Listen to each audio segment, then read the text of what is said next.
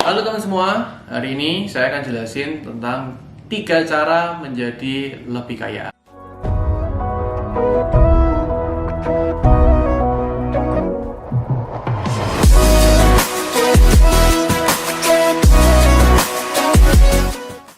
Banyak dari kita berpikiran bahwa cara untuk menjadi lebih kaya pasti berhubungan dengan income. Nah, income ini banyak mikir juga untuk menjadi lebih kaya berarti income kita perlu ditambah atau menjadi lebih banyak.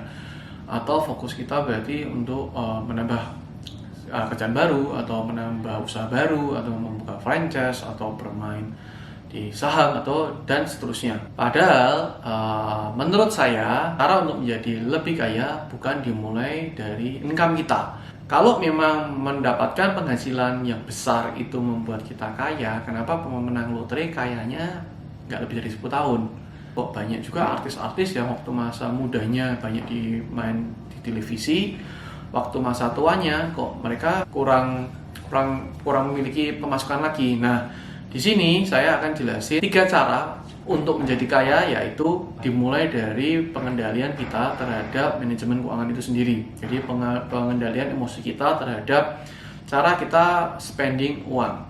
Menurut saya tidak akan ada orang yang bisa kaya kalau spending uangnya aja sudah tidak benar. Nah, poin pertama ini yang akan saya bahas adalah manajemen keuangan. Jadi untuk jadi kaya, tahap pertamanya adalah kalian harus pintar dulu menjaga emosi, mengatur pengeluaran kalian. Nah, ada banyak banget nih teorinya gimana caranya sih kita bisa ngatur pengeluaran kita yang benar. Cuma saya di sini akan jelasin satu cara aja yang paling simpel dan yang paling banyak dipakai orang, yaitu rumus 50-30-20. 50% pertama dari sumber income kita akan kita pakai untuk kebutuhan sehari-hari, yaitu untuk bayar listrik, bayar sewa, bayar makan, bayar baju yang kebutuhan vital, bayar air bulanan. Kita akan fokus ke general expenses kita, itu 50% dari income kita. Yang kedua adalah 30%. 30% ini kita bisa ke dalam personal spending kita, yaitu kita bisa mungkin kita mau nonton bioskop, kita mau nonton sepak bola, kita mau pergi liburan, kita mau beli HP baru. Ini semua kita masukin ke anggaran 30% dari pendapatan kita.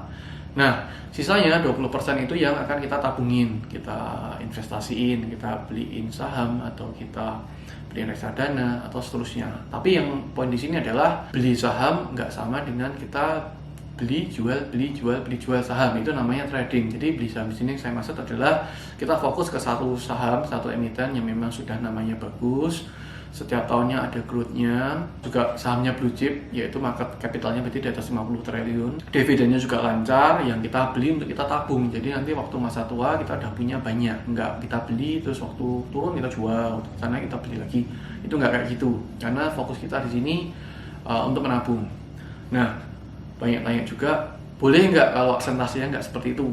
Boleh banget, asal yang paling terakhir lebih dari 20%. Jadi ini kadang beberapa angka ini juga beda untuk orang yang sudah menikah sama orang yang masih single. Kadang orang masih single pengeluarannya nggak sebesar sudah berkeluarga, masih harus biayain anak, biayain istri, biayain rumah tangga, biayain makan keluarga. Kadang yang masih single masih tinggal sama orang tua, makan juga masih sama orang tua. Itu biasanya mereka nggak 50%, bisa mereka cuma 30%, bisa juga mereka cuma 10%, bisa juga mereka cuma 15%. Jadi tergantung. Terus personal spendingnya bisa juga nggak 30%, tapi cuma 20%, 15% atau 10%. Nah, investmentnya ini biasanya di awal-awal mereka bisa nabung banyak sampai 60%, 70%, bahkan 80% tuh bisa kalau masih single biasanya. Bisa juga, ini juga tergantung dari income kita. Biasanya kalau income kita sudah sangat besar, biasanya proporsi untuk investmentnya juga pasti secara persentase lebih besar. Cuma di sini yang saya bahas adalah rata-rata orang yang memiliki penghasilan secara average itu 50, 30, 20. Tapi saya saranin lagi kalau bisa ya 40, 10, terus sisanya 50 ditabungin. Nah, seperti itu.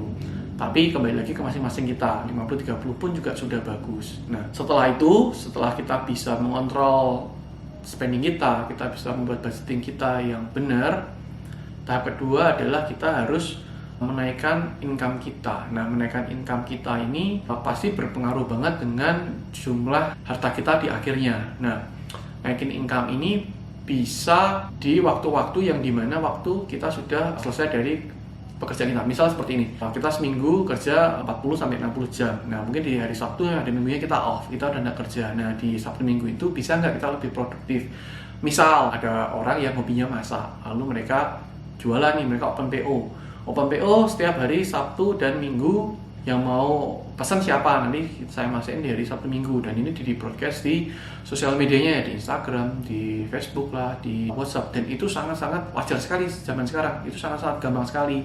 Ini sama juga waktu dulu saya masih SMA, waktu itu saya jual beli jam tangan, jual beli gelang, jual beli motor, itu cara saya cuma di post di BlackBerry Messenger waktu itu, zamannya masih BlackBerry Messenger, dan yang beli juga teman-teman saya di BlackBerry Messenger saya sendiri. Jadi waktu itu saya sudah dikenal. Nah, jadi setelah pulang sekolah saya bisa nganterin jam tangan, bisa jual beli jam tangannya, bisa kirim paketnya, seperti itu. Atau bisa juga kalau kalian ada yang hobi misal editing video, mungkin di hari Sabtu Minggu bisa editing video atau edit fotografi atau hal-hal yang bisa kalian lakuin untuk menambah income waktu kosong kalian. Nah, ini biasanya pendapatan dari side job ini biasanya banyak orang juga dimasukin seluruhnya untuk investasi lagi, atau sebagian besar orang dibagi, jadi sebagian untuk personal spending bisa lebih banyak karena aku mau beli HP baru nih, aku jadi butuh pemasukan lebih karena harus ngikutin rumusnya ini. Ya udahlah, aku ambilin dari uangnya ini aja, sebagian lagi baru aku tabungin. Seperti itu bisa juga. Jadi beragam-ragam, tapi kembali lagi kalau makin mau kaya di akhirnya berarti makin banyak nabungnya pasti. Nah, kalau poin pertama sudah, dan poin kedua untuk meningkatkan income juga bisa dilakukan. Sebenarnya poin kedua ini, kalau income kita sudah cukup besar, gak perlu dilakuin sebenarnya. Sudah cukup fokus aja di manajemen budgeting kalian, itu udah cukup banget. Gak perlu lagi bingung-bingung untuk nyari income di luar penghasilan kita. Poin ketiga ini yang paling lebih susah, yaitu mulai investment. Jadi kalian harus pintar tentang investasi. Nah, di sini waktu kalian sudah melalui tahap pertama dan tahap kedua, berarti kalian sudah punya dana yang bisa kalian putarkan untuk diinvestasikan. Nah, diinvestasikan di sini paling gampangnya adalah saya menjelaskan tentang dua orang, yaitu ada si A dan si B. Nah, si A ini dia setiap bulannya bisa menyisihkan uang sebesar 1 juta rupiah. 1 juta rupiah setiap bulan. Tapi karena dia konvensional, dia orang zaman dulu, mungkin takut ya kalau uangnya dimasukin ke bank atau masukin ke reksadana atau didepositoin atau diputarkan di platform investasi lain. Jadi uangnya disimpan di bawah tempat tidur, bawah bantal kan. Setiap bulan makanya diambil, masukin ke celengan di rumah 1 juta, 1 juta, 1 juta, 1 juta bisa berangkas. Bawah bantal udah setiap hari pokoknya tabung masukin ke celengan terus nih. Sampai akhirnya 30 tahun kemudian waktu celengannya dibuka, bawah bantalnya dibuka, dia punya uang berarti kalau 1 juta tiap bulan 360 juta di tahun ke-30. Nah, sedangkan si B ini orang yang lebih melek secara finansial. Dia tabung 1 juta setiap bulannya, tapi dia nggak taruh di bawah bantal. Dia masukin ke platform investasi. Misal, paling gampang sekarang adalah reksadana. Reksadana itu bisa kasih kita bunga sekitar 7% setiap tahun. 7% setiap tahun, tapi ini compound interest. Jadi compound interest ini kalau Warren Buffett bilang ini keajaiban dunia kesekian, ini paling baru. Jadi uangnya bisa diputar lagi. Jadi bunganya dari 1 juta ini kita puterin lagi, masukin ke reksadana lagi. Jadi diputerin terus uangnya, setiap bulan diputerin terus selama 30 tahun dengan tiap bulan 1 juta dan bunganya reksadana 7%. Di akhir tahun ke-30 kalau secara compound interest berarti orang itu akan punya dana sebesar 1,28 miliar.